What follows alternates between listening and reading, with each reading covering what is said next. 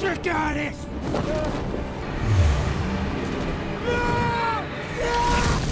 Everyone who complained about the slow pacing of House of the Dragon Season 2 so far has been put to rest after the action-packed and eventful 4th episode. We have finally seen the devastating impact of the Targaryen civil war as dragons and crucial members of the family have fallen on both sides. However, one moment that caught our attention and was easily one of the defining moments of the 4th episode was Aemond's surprise attack, which seemed to have severely injured King Aegon and killed his dragon, Sunfire. In this video, we will explore the potential reasons behind Aemond's ambitious misadventure and also try to probe into the future of this narrative. But before we go into our explanation, we have a very small request. If you like our content, please support us by subscribing to our channel. This is a small click for you. For us, it means a lot. Thank you. Let's begin.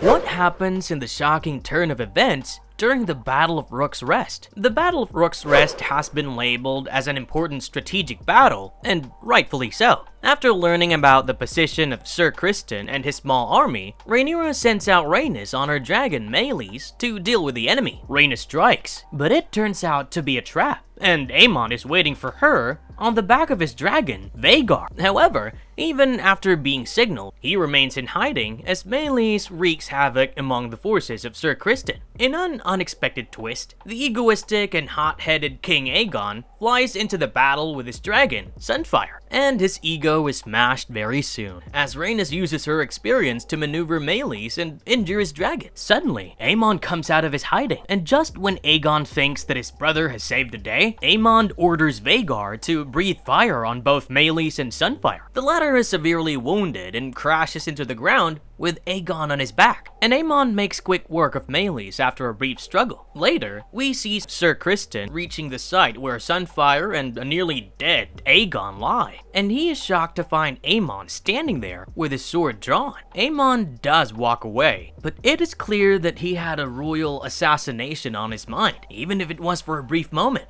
Cole is already preparing his attack. How do you know this? Does Aemond believe that he's the rightful ruler? The complicated minds of the Targaryens never get any easier to comprehend, and it is very difficult to put a finger on the exact reason that may have sparked Aemond's reaction. But it can be said with a degree of conviction that Aemond's ambitions may have gotten the better of him momentarily. In Season 1 of House of the Dragon, it was quite clear that Aemond believed in his capabilities as a ruler. He spoke at length about his expertise in weapons and wisdom, which made him a deserving candidate for the Iron Throne. And, he also stated, "If they come looking for me, I intend to be found." It's no secret that Aemond is more capable and deserving than Aegon in every department. And Aemond is surely not oblivious to the obvious. He has been a supporter of his brother's right to the throne openly. But the human subconscious is a tricky place, and he might have harbored some animosity for Aegon because, he always knew that he's the better pick. Aemond! Could he have attempted the killing for the sake of the kingdom? This is somewhat linked to the previous reason, but the objectives are a bit wider here. Instead of simply trying to usurp the throne, Aemond might be looking for a secure future for the kingdom. He believes in the legacy of the house, and maybe he doubts the potential of Aegon to lead them to victory. So far, none of Aegon's strategies have been breathtakingly successful, and Aemond is someone who doesn't shy away from making the hard decision. The sudden arrival of Aegon during the Battle of Rooks Rest might have confirmed Aemond's doubts about the king, and he might have gone ahead with his intrusive thoughts when he rained fire on Aegon and his dragon. Did Aemond get his revenge for the humiliation at the brothel? There are multiple factors that may have contributed and combined to provoke Aemond into attacking Aegon, but one of them may be hidden in a scene from the ongoing season itself. We have seen how attached Aemond is to Sylvie, a lady at the brothel who was also the brothel madam. It has been indicated that when Aemond was a boy of 13, Aegon had hired her to help him lose his virginity, but the ties between Aemond and Sylvie have developed considerably since then. The strong and hardened warrior becomes vulnerable and emotional when he's with her, and it's almost like Aemond finds his peace when he spends time with this woman because of their special connection. Earlier, Aegon violated the emotions of his brother when he walked into the brothel with his minions and found Aemond with Sylvie. He made fun of how Aemond still hasn't gotten over her, and a visibly uncomfortable Aemond walked away, forcing himself to display nonchalance. He's clearly upset about the king's arrogance, and the humiliation has probably stayed with him long enough, because, you know, you simply don't hurt the emotional comfort of a man like Aemond and expect to get away with it. Why did Aemond hold back? By the time Sir Criston reaches a severely injured Aegon and his nearly dead dragon, Aemond is standing there with his sword drawn. It almost seems like he's about to assassinate the king for good measure. But Criston's presence seems to have broken the trance. He sheathes his sword and walks away, and a dumbfounded Sir Criston looks on. It may have been a journey back to reality that made Aemond reconsider his decision. And it can be something as simple as guilt getting a grip on him. Many are wondering if he doesn't want to do the nasty in front of Sir Criston, but the kind of man that Aemond is, he simply wouldn't bother. Also, it would take him about a couple of minutes to slay Criston in a duel, just in case he wanted to eliminate any eyewitness to his crime, you know? So, the only reason that he holds back is because he doesn't want to go down in history as the Kingslayer, and maybe his conscience got the better of him. What is Aegon's fate in the books, and why we believe that he's still alive? As we have already discussed, Aegon's injuries have to be near fatal, if not absolutely lethal. You have to consider how he was blasted with the full fury of dragonfire while on his dragon, and then crashed to the ground in what seemed to be like a mini explosion.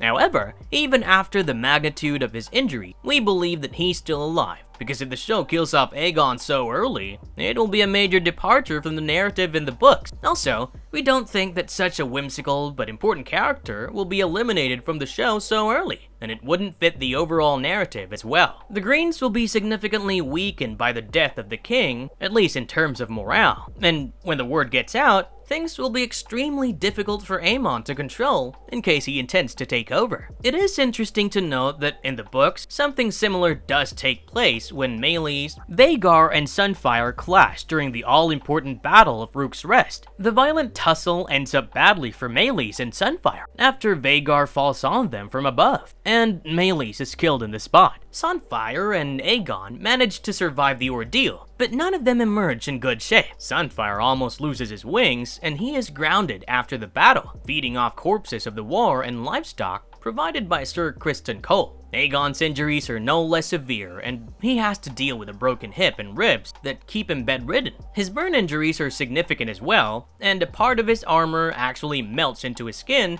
because of the dragonfire. It is said that the pain is so unbearable for Aegon that people wish he hadn't survived, you know, to bear it all. As you can imagine, this makes it impossible for him to rule any longer, and in his absence, Aemond takes up leadership duties. Aegon dies a rather uncharacteristic death when he's poisoned at the age of 24. It all happens towards the later stages of the war, and Aegon is found dead in his carriage with blood on his lips, which suggests the impact of the poisoning. Now, the identity of the assassin is not revealed, and he's never caught, but the general opinion is that the conspiracy was hatched by none other than Larys Strong.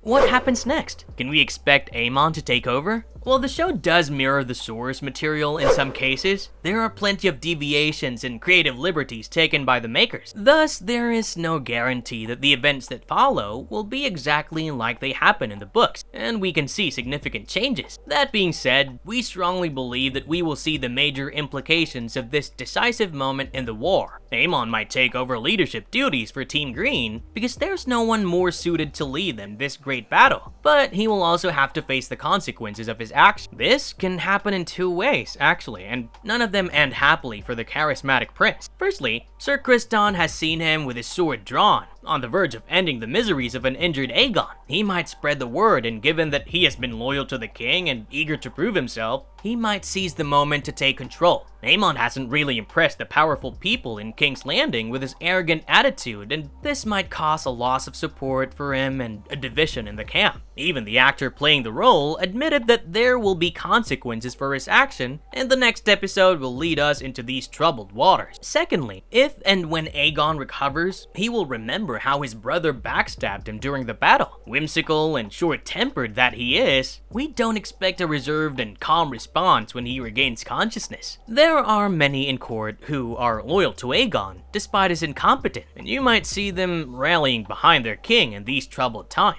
Overall, we expect things to go from bad to worse from here on, and the whole point of the Targaryen civil war is that there are no clear victors, because of the magnitude of losses on both sides.